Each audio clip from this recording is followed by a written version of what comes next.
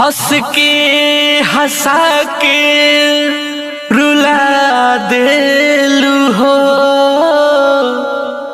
अरे हंस के हंसा के रुला देलू हो। पागल राहे बना देलू हो।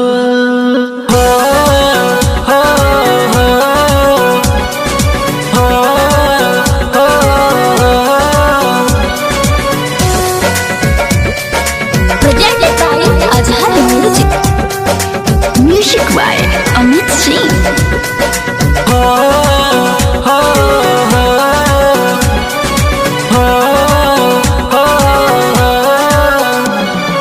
जिले हम भुला के दादा जिले हम भुला के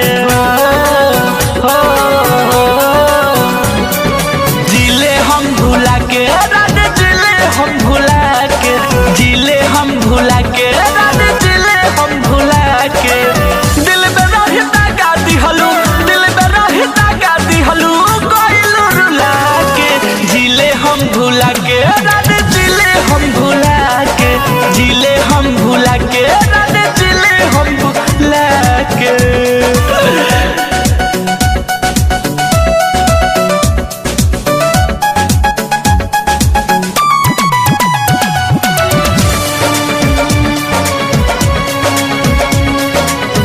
मेगा रिकॉर्डिंग स्टूडियो बाजार भी थी।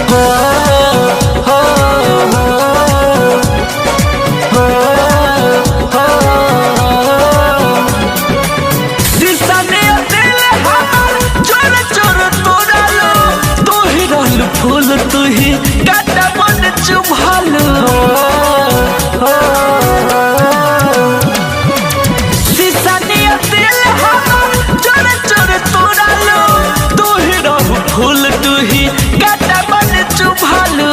ऐसा दिल जखम सर ऐसा दिल जखम सर परे दादा के जिले हम भुला के रानी जिले हम भुला के जिले हम भुला के रानी जिले हम भुला के।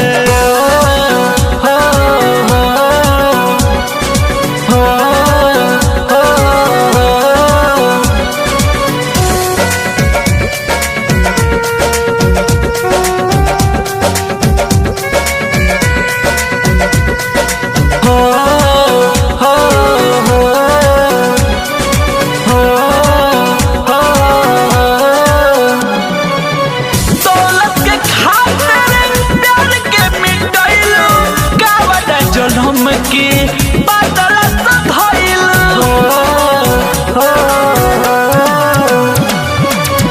दौलत के खातिर प्यार के मिटाइलो गावना जनम के बादल सोनिल रितेश